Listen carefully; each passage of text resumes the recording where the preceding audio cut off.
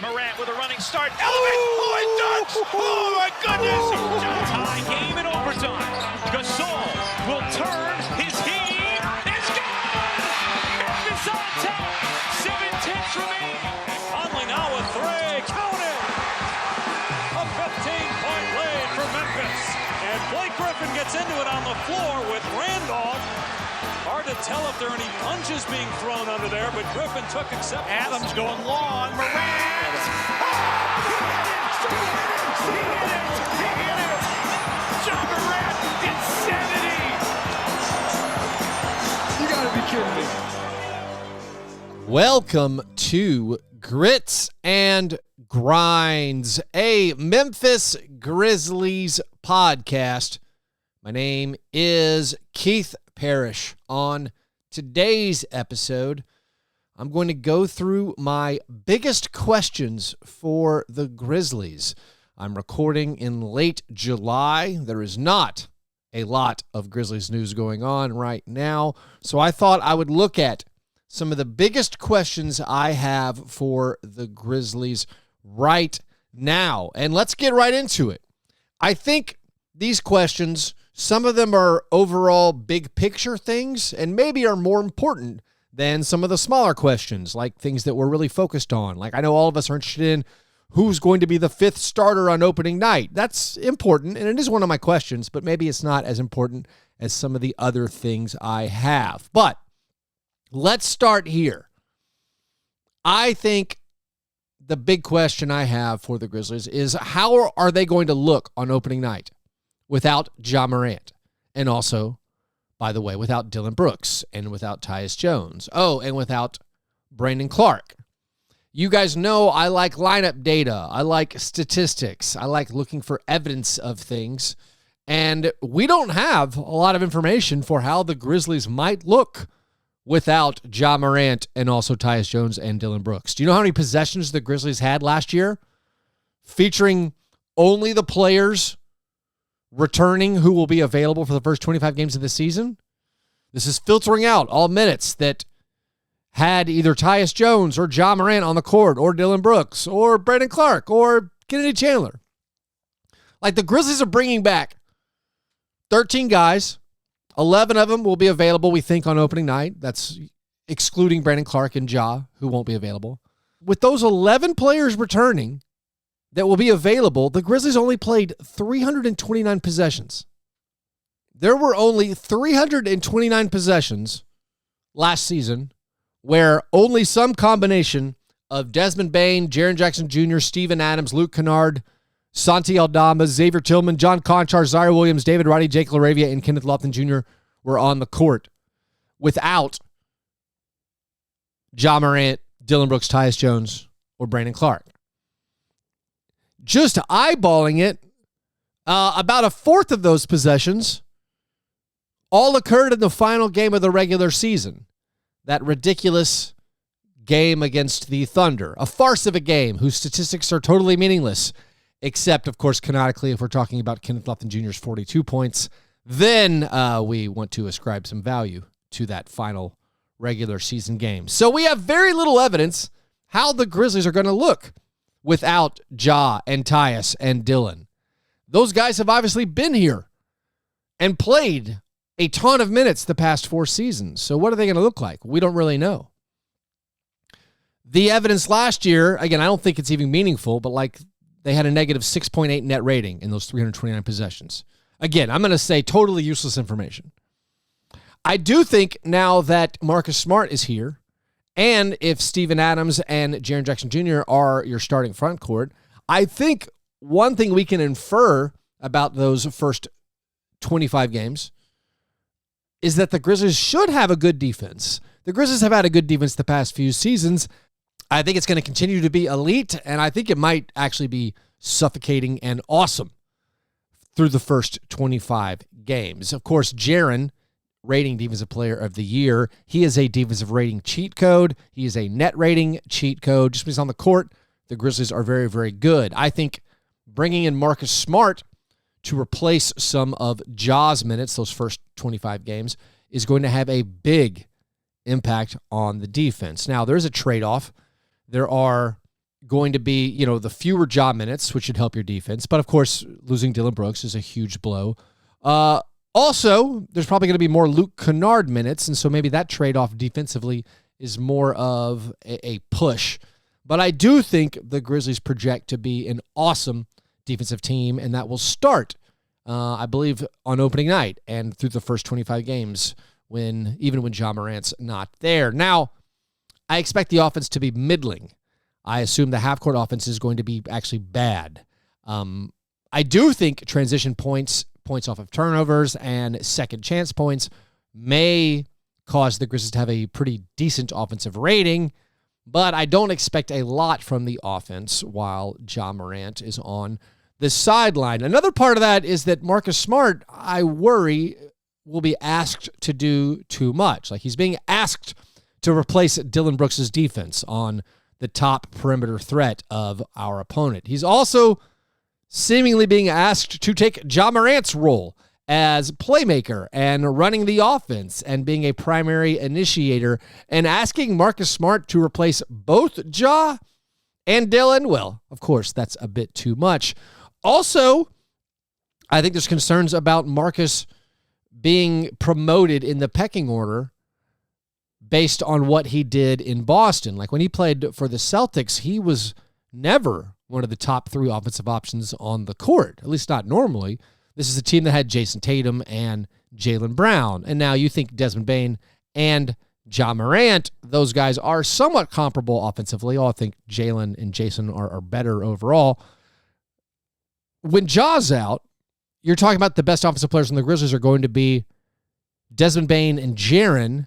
And then if he's playing alongside Steven Adams, and then whoever that 5th starter is going to be, if it's Luke Kennard or Conchar or Roddy or whoever, suddenly Marcus Smart is like, really going to be pressed to provide some offense. And I don't think that was the situation with Boston. He had Derek White, he had Malcolm Brogdon, he had Al Horford, all guys who can score. And so Marcus, when he was on the Celtics, got to be that 5th option on a lot of lineups, just take open shots. And even with just taking open shots, he shot not a great percentage. So I think if you're asking Marcus to do more on offense, those numbers could get pretty bad. So overall, because of that, my big question I'm going with of what the Grizzlies will look like without Ja Morant and Tyus and Dillon, I think they're going to be good at defense. I think they're going to be not great at offense, but I think they'll be fine. I'm not super worried about the 1-loss record. I think they will be a competitive, good team. But I'd say it's a huge question because it's a mystery. We don't know at all what they're going to look like. My next big question for the Grizzlies, as I record on July 25th, is Steven Adams healthy, and is he the answer to all the Grizzlies' problems? So this is a bit of a two-parter. The end-of-season exit interviews, Zach Kleiman said something like, Steven is doing fine. We hope he is ready for training camp. And that wasn't the most reassuring thing to hear. Like, what exactly is going on with Steven Adams' knee? I hope he's okay. We need him to be okay. And is he the answer to all the Grizzlies' problems? That's tongue-in-cheek. No, he's not going to be the answer to all the Grizzlies' problems. But a lot has been made about the absence of Steven Adams. And I think rightly a lot has been made. With Steven Adams, the Grizzlies are maybe the best rebounding team in the NBA. Without him, they were terrible at rebounding. And if you look at the regular season numbers, they're stark. When Steven Adams was there versus when he wasn't there, everything goes down when Steven Adams is unavailable. But I think some of this is a little bit overblown. I think, one, because of the way the season ended, not how we wanted in the not super close series against the Lakers, there's a tendency to be like, well, if Steven Adams had been there, things would have been different. Maybe. Like, we don't actually know. The Grizzlies, I still think, would have been terrible at half-court offense against the Lakers. They, would have gotten more offensive rebounds. They should have benefited from his screening and the second chance scoring. But, there's no promise that we would have beaten the Lakers even with Steven Adams. And when we look at all these stats that are thrown out there about how much better the Grizzlies are with Steven Adams, and I credit that Twitter account, Funika Stats. I mean, good job. Good job getting all the Steven Adams information out there. You were much more effective with your Steven Adams propaganda than I ever was with my D'Anthony Melton propaganda. But I think you have to consider that even when Steven Adams was healthy the previous season, he wasn't always the closing option for the Grizzlies. He was not. When healthy, Steven Adams was not the primary closer in the front court. That was Brandon Clark. They would go to Brandon Clark to close games. And in the playoffs, you have to remember in the 2022 playoffs, Steven Adams was benched. So a guy who was getting DNPs in the playoffs in 2022, for him to be like the magical answer, like, oh, yeah, he's actually secretly the most important player. It's not Ja and Desmond and Jaren. We got to have Steven Adams out there. Like, I think we've assigned a little too much value to Steven Adams. Again, I'm not saying he's not valuable. He's incredibly valuable, and it's incredibly important for the Grizzlies that he returns and is healthy. But that's a question for me. Is one, is he going to be healthy? And then two, what impact does he have on this overall Grizzlies team? I think the impact is big, but I don't really think he's the answer to all the problems. We're going to need continued development and half-court scoring up and down the roster to get where we want to go. Now, my next question for the Grizzlies in the offseason, and now we can talk about, I guess, who's that fifth starter going to be when Ja is out. And also the other part of this is who is going to be the main wing player in the rotation besides Desmond Bane, Marcus Smart, and Luke Kennard. I think through the first 25 games, they're going to consider a lot of guys to fill that role as the starter. I mean, maybe they've already made their mind up, but I'd assume it's going to go into training camp and they're going to see what some of these young guys are going to do and see how the rotation fits, like if maybe you started Luke Kennard. I think Luke Kennard is in consideration for that role. I think he's going to play a lot of minutes. I would assume a closing five without Ja Morant is going to be Desmond Bane, Marcus Smart, Luke Kennard, Steven Adams, and Jaren Jackson Jr. But maybe you don't want to start Luke Kennard. I think maybe you want to leave him on the bench to have some more offense off the bench and be able to stagger your guards a little bit easier. And so your fifth starter is going to come down to either Luke or David Roddy or Zaire Williams or John Conchar or Jake LaRavia or Vince Williams Jr., or maybe if you want to get super weird, Santi Aldama. Again, I don't expect that. I think it's going to be one of those wings. I would guess it's going to be Roddy, Williams, or Conchar. Now, I think maybe we are forgetting John Conchar a little bit. Like, I don't think many people consider him as like that possible starter replacement or even as someone who's going to beat out David Roddy or Zaire Williams for minutes once Ja Morant comes back as just like that 7th, 8th guy. I think it's interesting that John Conchar, of all these guys, he has the most money committed to him. Like the team has committed the most money to John Conchar. John Conchar has started 30 games over the past 2 seasons. He's a nice glue guy. He's a positive rebounder. Like maybe he could be the guy they choose to be the starter while Ja Morant is out. I think because of the upside or the potential upside, the upside we hope for, all of us, podcasters, Grizzlies fans, whatever, think about maybe it being Zaire or Roddy, because Roddy, started a lot of games last year, and Zaire, of course, started all those games his rookie season. And then we think about Jake LaRavia and the draft investment they made in him, and he had a pretty nice summer league. And I think theoretically his fit is maybe the best as a defender, as a floor spacer. Maybe LaRavia is the best option as that fifth starter. I mean, I got super excited about Vince Williams Jr. at Summer League. Last episode, I was talking about his stats in Summer League, plus his stats for the Memphis Hustle and his rebounding acumen, that all of that seems like a perfect fit for someone who can play a lot of minutes for you. Of course, those sample sizes are so small. We're talking about 4 Summer League games, and I think it was 8 games for the Memphis Hustle last year. So he's probably has too many guys in front of him in the pecking order. But that's a big question. Who is this player going to be? Now, I think the question mark of is Steven Adams healthy, and is he the answer for the Grizzlies? And then how will they look without Ja in the first 25 games? Those might be more important questions than this question, because we're basically, again, talking about a 8th or 9th man in the rotation. It's probably not going to change how far the Grizzlies get in the playoffs, whether they choose Roddy or LaRavia. Now, if one of those guys pops and all of a sudden becomes good enough to close games, well then, okay, yes, this does become maybe more of an important factor in how far the team will go in the playoffs. My next question, And I'm going to do, let's say, 3 more questions that I have. My next question is sort of related to how the Grizzlies look in their first 25 games and how do they look without Ja and Tyus. It's basically, what does Derrick Rose look like? What role does Derrick Rose play?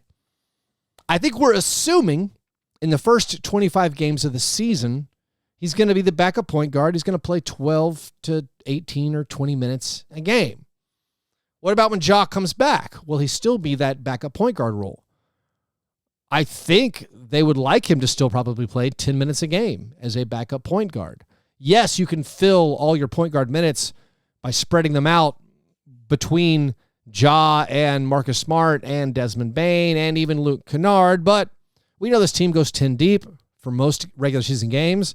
They probably, when healthy, want Derrick Rose to play 10 minutes if he can. Now, the next question is, what happens when Marcus Smart and Ja Morant are both out? Can Derrick Rose give you 28 minutes or something? I know Derrick Rose has a lot of stands. People think Derrick Rose, age 35, he's going to finally get the chance to show what he can do again after being put on the shelf kind of the last couple seasons for the Knicks. I am not very optimistic that age 35 Derrick Rose is going to give you a lot this season. I asked someone who worked for the Knicks if Derrick Rose can still play, and that person said, quote, absolutely not. But I do think they need Derrick Rose to play. And I do think when you look at Ja and Marcus and the fact that those guys missed some games, like those guys do not play all their games. This is not even considering Ja's suspension. Ja has been available for 80% of the Grizzlies games through his first 4 seasons. That does include last year's 10 games missed due to behavioral and discipline reasons. But Ja's been available for 249 of the Grizzlies' 309 games the last 4 years. Marcus Smart the last 4 years has actually been available for fewer of his team's games. Marcus Smart was available for 77.7% of the Celtics games over the past 4 years. So you're going to, I think, probably have some games where both Marcus Smart and Ja Morant are unavailable. Like, is Marcus Smart going to play every game while Ja is out? Unlikely. Statistically unlikely. In those games, can Derrick Rose play 25 minutes? Can he be a positive? Not just play the minutes, but be effective while he plays those minutes. I consider that to be a big question for the Grizzlies. Now, all the questions I've done so far are kind of short-term questions or questions specifically about next season. How will the team look without Ja Morant and Tyus Jones and Dillon Brooks? How will the team look in the first 25 games? Who is the 5th starter going to be in those first 25 games? Who will be the main wing player besides Desmond Bane, Marcus Smart, and Luke Kennard? If Steven Adams is healthy, is he the answer to the Grizzlies' problems? And is Steven Adams going to be healthy? All of those basically are questions for this season. My final 2 questions that I'm going to ask are more organizational and long-term questions, and I'm going to get to those right after this short break. I want to tell you guys about Underdog Fantasy. Underdog Fantasy is a whole new way to play fantasy sports for cash. My favorite way to play Underdog Fantasy is with their private drafts. They have every sport, so right now you can do daily fantasy baseball against your friends. Also, depending on the state you live, you can play higher or lower against their stat projections and really bring home some big paydays with their specials and multipliers. And of course, there's fantasy football best ball. Those lobbies are now open and busy as people get excited for the upcoming NFL season. So if all that sounds appealing to you, sign up now using promo code FBBF, and they will match your first deposit up to $100. That is promo code FBBF, as in Fast Break Breakfast, for a match of $100 on your first deposit. Sign up for Underdog Fantasy and use that code FBBF to get a free $100 on me.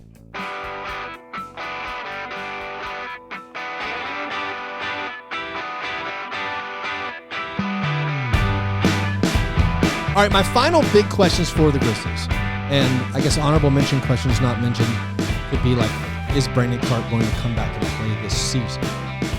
I don't know. But my final 2 questions for the Grizzlies that I have right now. One is this organization actually an organization that wants to spend money, or are they just pretending like they do? My concern, my question is there a willingness for this team to actually go into the tax and to actually spend around the edges where it matters? Yes, they're paying their main guys. We gave Ja Morant his full max. Got lucky, basically, as far as the salary cap sheet. Got lucky that he didn't make the All-NBA team, so he was eligible for Supermax. So Ja got his 30% max salary, but of course, everyone's going to pay Ja. Paying for Ja pays for itself. Even with Ja's off-the-court issues, Ja is a content-generating machine. He sells tickets. He gets the Grizzlies on national TV. Paying Ja, no-brainer. They paid Desmond Bane. It turned out to be less than a max contract, but yes, they paid Desmond Bane. They locked him up. That makes sense. That's good. That's not cutting corners. That's good. They locked up Jaren Jackson Jr. Of course, his deal is an unbelievably favorable deal for the Grizzlies organization, but they have done a good job of locking up their best players and not being cheap in that sense. But my worry is, and maybe this worry is unfounded, but this is why it's a question I have. It seems like they've had the opportunity to spend extra money the past 2 seasons and have chosen not to. Last year, of all the 16 playoff teams, the Grizzlies had the lowest payroll. We've already, beaten it into the ground about how they should not have gone with all this young roster depth. Zach Kleiman's famous quote, "I shouldn't have tripled down on youth." Yes, we all agree. But like we said it at the time, why are we getting rid of proven veterans for unproven rookies? It looks like cost-cutting moves. It looks like they're overly concerned about what the roster might cost in the future, not what it might cost right now. They're worried about what it might cost in the future, and thus they're making their team less competitive. Last year, in the 2022 season, they did not use their mid-level exception, even though it was available to them. You look at the playoff results last year, might have been good to have spent your mid-level exception on a veteran NBA player who could help you. Now, the question is always going to be, who was that player? Was that player available? Is that the same question for this offseason? Are we better off signing Derrick Rose to a minimum salary as opposed to making an offer for some of the guys who made a little bit more, like trying to make a run at Eric Gordon or Dante DiVincenzo or, Kobe White or Joe Ingles or Josh Richardson or Taurean Prince or Shake Milton or Keita Bates-Diop? Like, will Derrick Rose help you more than, say, signing Javon Carter or something like that? I don't know the answer, really. But it looks like they're not going to use their mid-level exception for the second straight year. And that's the primary way teams get better that are over the cap. And when you already have your best players that you feel good about, you have this awesome core of Ja Morant, Desmond Bane, Jaren Jackson Jr., why aren't they adding pieces around them?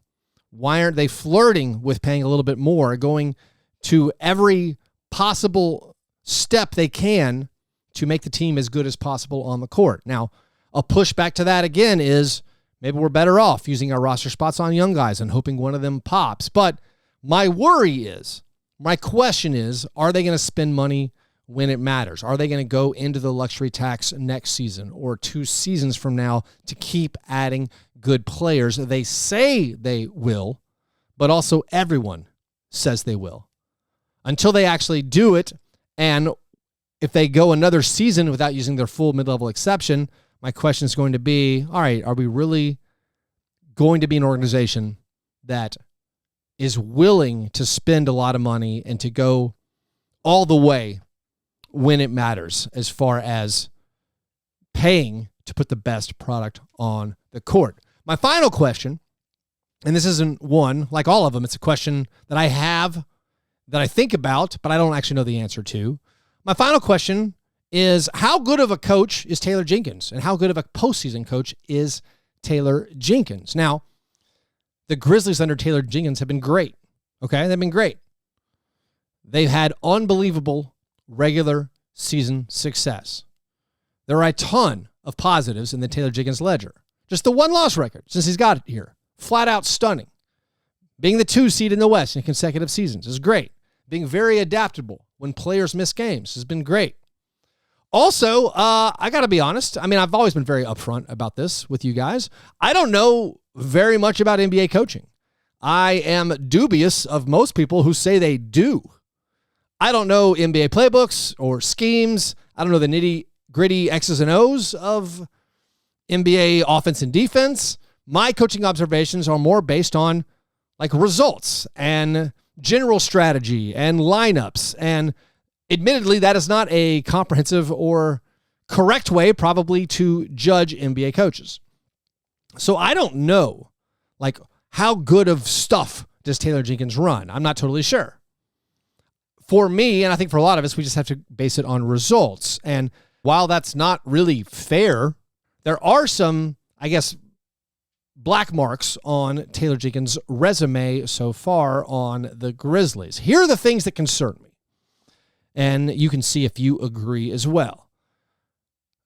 The biggest strikes against Taylor Jenkins so far, which again has been otherwise really positive 4 seasons as the Grizzlies head coach, is the Grizzlies have lost 3 straight game ones at home in the postseason. It's against the Timberwolves, and then the Warriors, and then the Lakers. For me, that's like a massive red flag of like, what? That seems terrible. Now, for all of these, I'm going to come back to, is that coaching, is that personnel, or something else? But losing 3 straight game ones at home over the past 2 seasons, that's a giant red flag. Also, in the last 3 playoff series, the Grizzlies, when they go on the road, when they play game 3, they get shellacked. They've fallen behind by at least 26 points in their last 3 game 3s in the playoffs. Now, that is admittedly a weird stat because in one of those against the Timberwolves, they won. They came back and won game 3 against the Timberwolves in 2022. But the pattern of losing game 1 at home in 3 straight playoff series, and then when you go on the road and you fall behind by 26, at least 26 early in all of these game 3s over the past 2 years, it's a giant eyebrow raise from me. Personnel or coaching? Also, the Grizzlies have now played 6 straight playoff road games where they've shot under 40% from the field.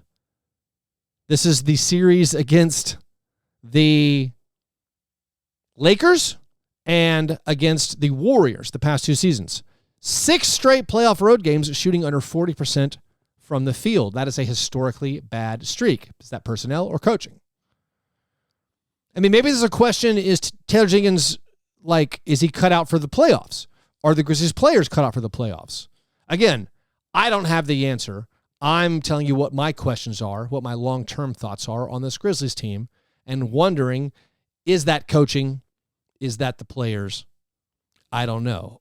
I mean, also other nitpicky things. You guys know that I think he deals with foul trouble in a bizarre manner, that he's worried about backup foul trouble, which I'd like foul trouble for reserves. I also feel like he's taken guys out in the playoffs in games that matter, where Bane has played fewer minutes than he needs to because he picks up 3 fouls in the first half. I've been, I guess, critical of the way he's handled Jaren Jackson Jr.'s foul trouble and artificially limited his minutes in huge games and in playoff games. I don't agree with that. Also, of course, over the years, I mean, he played Grayson Allen over Desmond Bane and DeAnthony Melton. He never reined in Dillon Brooks. He had like Melton and Kyle Anderson deep on the bench his first season with the Grizzlies. Of course, that's, years ago, and he's adjusted. He's gotten better. He's gotten better at challenging calls. So I do think Taylor Jenkins is a good coach, flat out. With no caveats, Taylor Jenkins is a good NBA coach. There's no way he's not an above average NBA coach. My big question is he good enough for the Grizzlies in the playoffs? And I don't have the answer. Will you find a better coach out there? Hard to say. I certainly, if I were advising the Grizzlies, I'm not saying we got to find a new coach. I'm just asking questions. Just asking questions. Is he good enough for the Grizzlies to win a title? And that, I think, is enough with the Grizzlies questions in the offseason. Those are the things that I am thinking about right now. I assume those are things that a lot of you guys are thinking about as well. As far as actual current event news, basically there's nothing. There is, I guess, some interesting stuff for Grizzlies fans about players who are playing in the FIBA World Cup. These are ex-Grizzlies players that I still think we find interest in. Of course, like I've said, Dillon Brooks, Houston Rocket Dillon Brooks is playing for Team Canada in World Cup. But an interesting news story is Kyle Anderson, one of my favorite ex-Grizzlies players. He became a Chinese citizen. He traced his lineage, his mom's lineage, back to a family or his relatives in China, and he's going to play for the Chinese national team in the World Cup. That's pretty interesting, a unique story there. Also, if we're talking about famous ex-Grizzlies, can I tell you that Marko Guduric is playing for Serbia? He is. The amount I think about Marko Guduric is kind of odd. Another player, by the way, who played ahead of D'Anthony Melton and Kyle Anderson back in the day, at least for a few games. But that is all of the show for today. If you want to support this show as it goes independent, please go to patreon.com/fastbreakbreakfast. If you want to play fantasy football or basketball with me, I do that with my Fast Break Breakfast listeners over there. Also opening up to Grits and Grinds listeners. You can get some bonus content. You can join a Slack channel with me. There's a Grits and Grinds Slack channel. You can join, ask me questions. That is at patreon.com/fastbreakbreakfast for those of you who want to just support the creation of this show. Also, check out that Underdog Fantasy. Use that promo code FBBF if you want to try out fantasy sports in a whole new way. Also, continue subscribing to the YouTube channel, the Grits and Grinds YouTube channel. All right.